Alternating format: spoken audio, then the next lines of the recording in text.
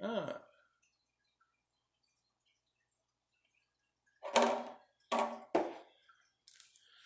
good morning. This is Mr. Mike for our 45th episode of Mr. Mike's Dino-A-Day. I'm just checking out the dinosaurs that I'm spying in the backyard. There's these last couple of days they've really come out. Today it's very rainy, so they're very hungry. I've spied a bluebird dinosaur. I've spied a chickadee, a titmouse, a couple of different species of, let's see. Yeah, the white-breasted nuthatch is always a beauty. But there's definitely some woodpeckers. I saw a couple of house finches this morning. Very, very interesting dinosaurs. And it's great to see them doing so well. Which leads me to today's topic. Today we are talking about what they would call a transitional fossil. Transitional fossil is one that's kind of in between the dinosaurs and the birds. You know, of course, that birds are the direct descendants of theropod dinosaurs, correct? You knew that? Okay, good. Yeah, up until really 1970s, it was a theory. Many people did not buy into it. And then the evidence just began to mount up, and now pretty much it is a known fact, and paleontologists concur that the little things flying around, wait, there's another one. That looks like a savanna sparrow. The little things flying around in your backyard are, in fact, dinosaurs. The big boys that all went extinct, we refer to as non-avian dinosaurs.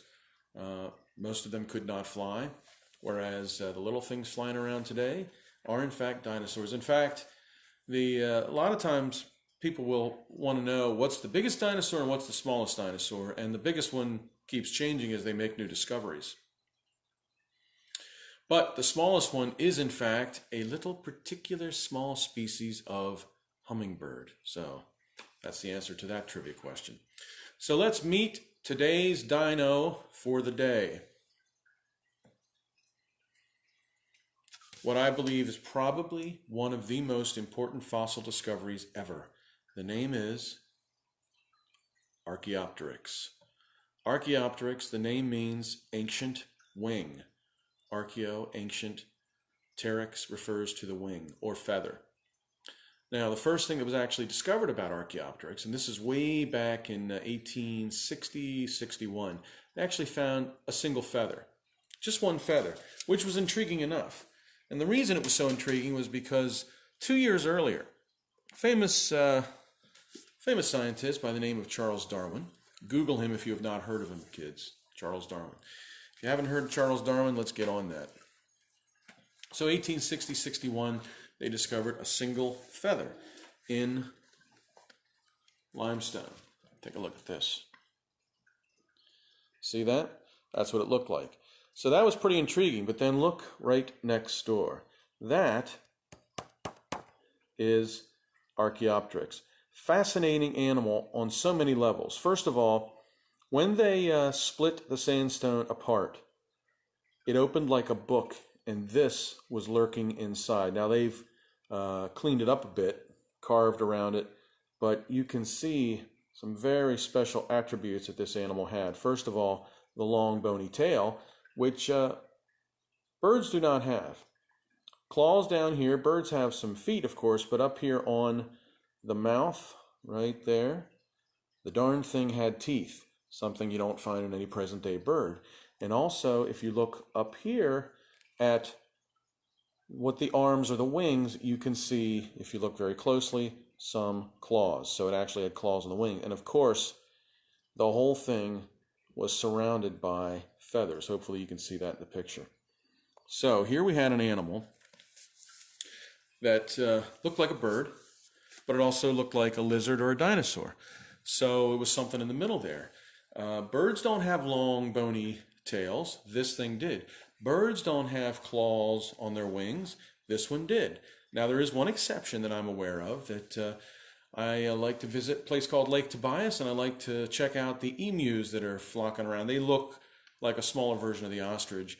And if you pull their feathers apart on their wing, you will find claws. So the emu today actually has claws on its wings, just like Archaeopteryx.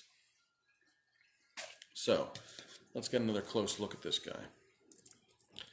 We actually have a pretty good idea about the color of the wing, which is staggering. These things are called melanosomes, and they can tell us the color of the wing. Melanosomes are present in fossils sometimes, if you get lucky. And when they study them and they compare them to current day animals, you can kind of tell what color the wing was that was on the animal. And in this case, Archaeopteryx had a light colored wing with a very dark tip, so that's how it's been represented in this model. Also, take a look at the tail. Very unlike most birds you see today, but you can see the structure under here, which would have been the long bony tail, and the photograph that I showed you a minute ago showed the feathers. Let's take a close look at its face, and I will get my magnifying glass so you can see that.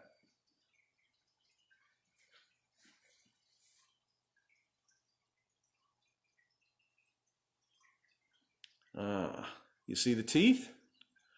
Yeah, birds don't have that.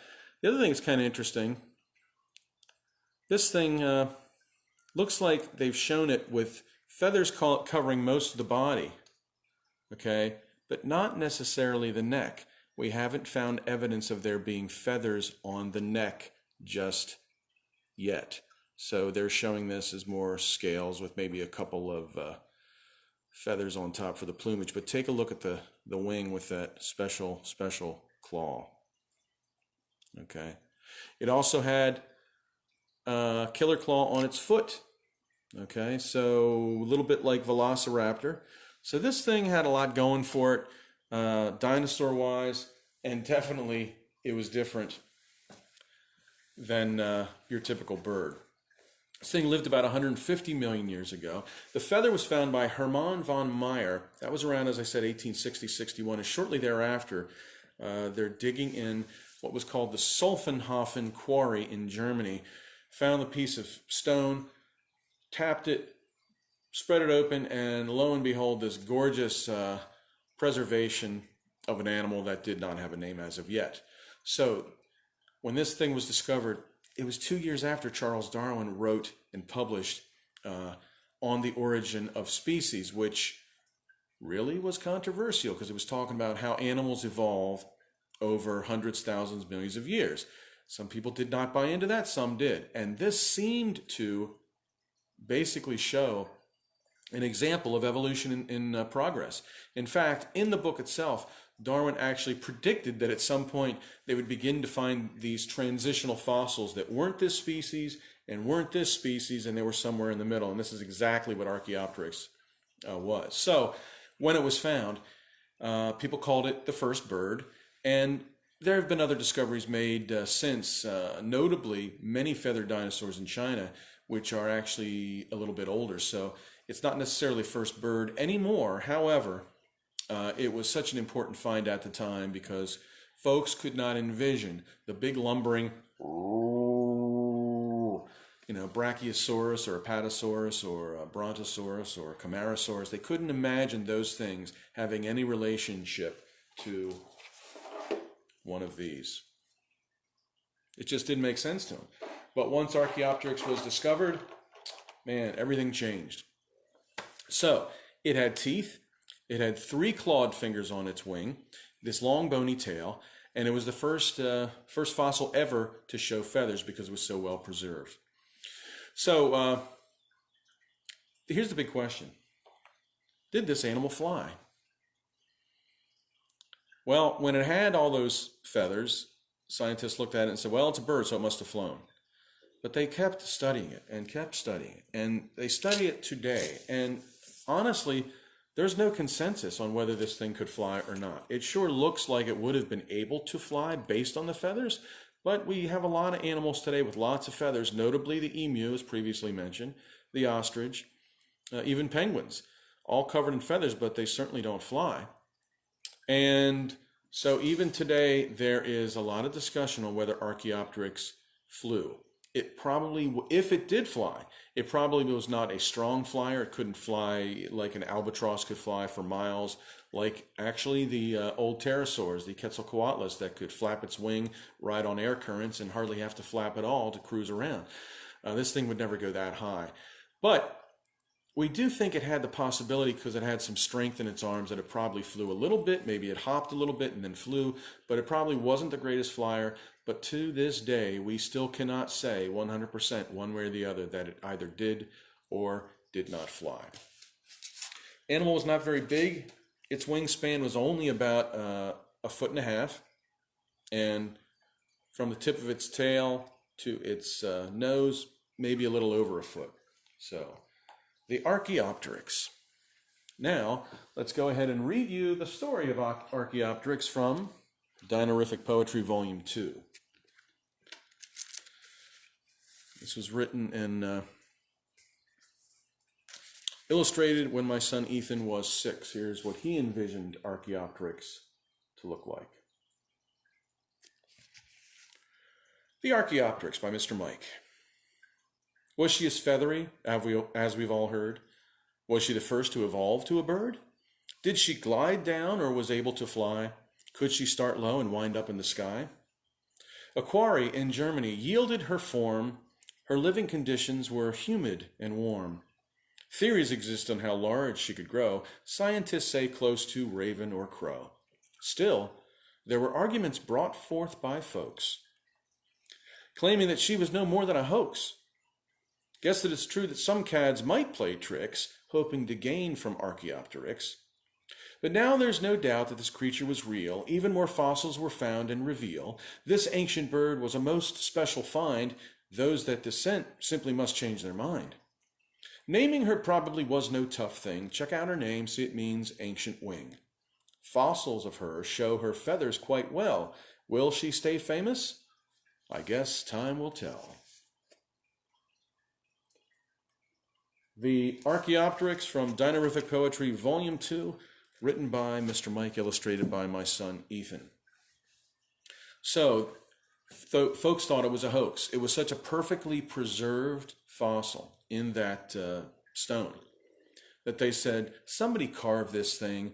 And of course, they carved it because Charles Darwin just said that there's these animals that are going to be transitional things. So they carved it, and Charles Darwin is to blame for this because the public doesn't even think it's real. Well, folks, it's real. It's an incredible fossil, one of the most important and famous fossils ever discovered, ever pulled out of the earth, because it shows the relationship of dinosaurs to birds. So, thanks so much for watching today's episode number 45 of Mr. Mike's Dino-A-Day for the Mechanicsburg Learning Center. We do it every day live, 10 a.m. Eastern Standard Time. Thanks for tuning in. We'll do it again tomorrow when we will review yet another interesting and exotic ancient animal. Thanks so much for watching. Make sure you subscribe to the YouTube channel so you can catch them 24 hours a day. So if you ever need to sleep, 3 a.m. is a good time to check it out. Mr. Mike signing off for the Mechanicsburg Learning Center, as well as the Archaeopteryx.